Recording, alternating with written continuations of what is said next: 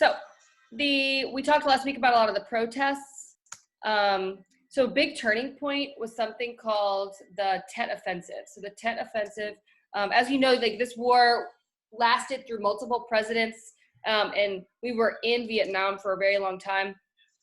But the Tet Offensive was a big turning point. That was in 1968, and it was an attack on U.S. forces across southern Vietnam. So it was like a very coordinated attack, and if you look at all of those sites, if you can see them, I'm trying to move this thing out of the way, there we go. And the reason it's important is because a lot of Americans really felt they still supported the war as of in 1968. They were still feeling like we could win and that it was going to be fine. And then they saw this and they were like, wait, we thought that we were winning and we thought that the war was almost over. And here we are. And it shows that the communist forces still had a lot of fight left in them. So the people realized, like, this does not look like it's going to be over anytime soon. So the Tet Offensive was a really big turning point. Another big turning point was something called Vietnamization. So at this point, right here in November of 1968 was when Nixon was reelected. Johnson said he was not going to run for reelection, who was the president at the time. He was a one-term president, could have run again. So that was a big deal. And a lot of what kept him from running was a lot of the criticism of the Vietnam War. The Vietnamization of the war was Nixon's plan to transfer the fighting away from American soldiers to the Vietnamese soldiers. So peace with honor, withdrawing from Vietnam on honorable terms, not saying it was a win or a loss, but just getting out of Vietnam because it was kind of showing that it was not really going to end well for America.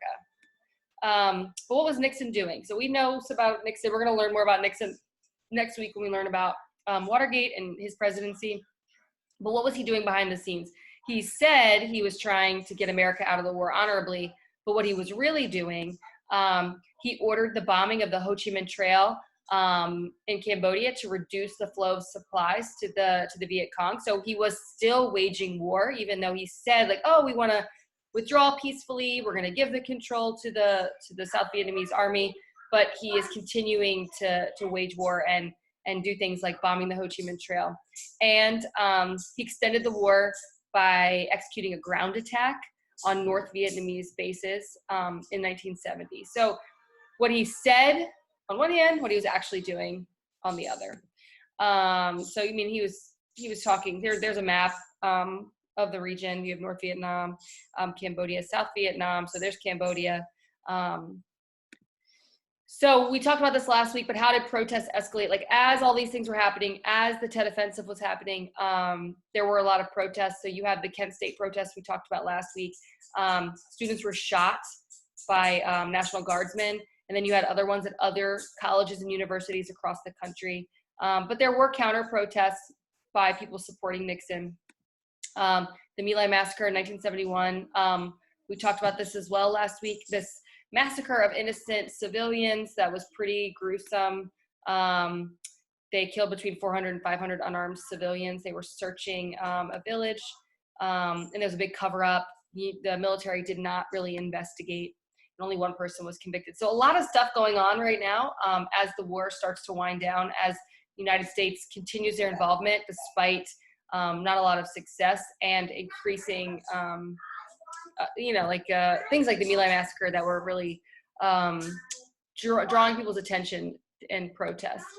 So the Pentagon Papers, what were the Pentagon Papers? We talked about this a little bit last week, but so the Pentagon Papers, this was a report that showed that American leaders had straight up lied pretty much to Congress and they were not informing the American people about American involvement in Vietnam. They were not being honest. What it was really saying was that America had really no chance of winning in Vietnam. Their losses were more extreme than they let on, and they continued to still fight in Vietnam despite not having a really good chance of success. The Paris Peace Accords, this was in 1973. So we've gone, 1968 was the Tet Offensive. Now we're 5 years later, the Paris Peace Accords. So United States, South Vietnam, North Vietnam, and the Viet Cong agreed to stop fighting and said American troops would withdraw from South Vietnam.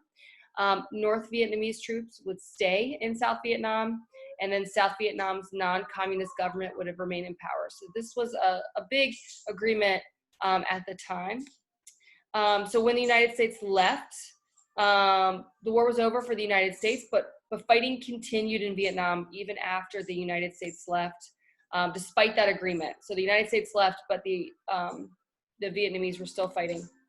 In the spring of 1975, North Vietnam invaded Saigon, and they won the war. Vietnam would be united under one flag. This is called the Fall of Saigon.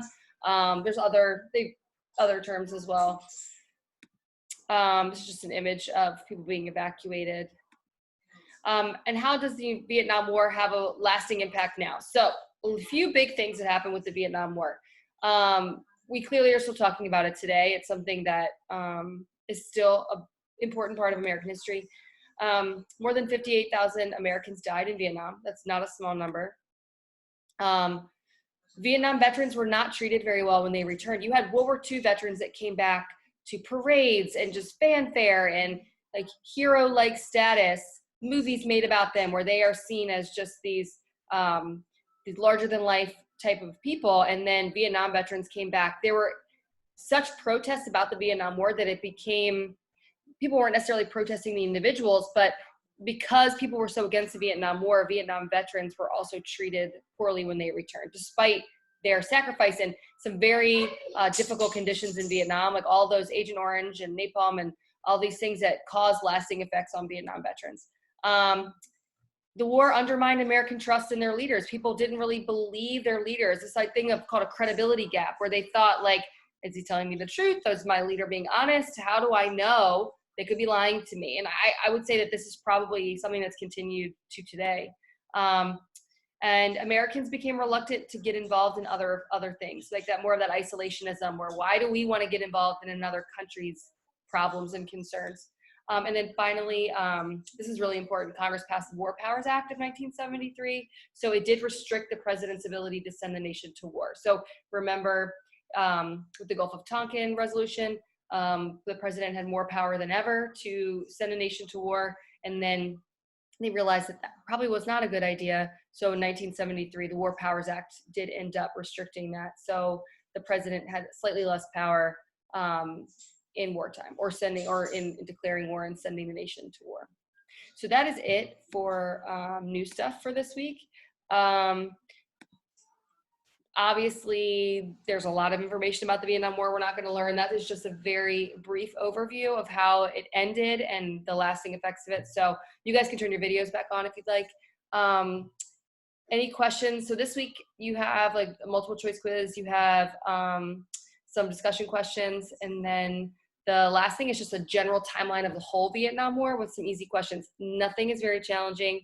Pretty simple, pretty straightforward. Shouldn't take you that much time. If you have any questions, let me know, and I'll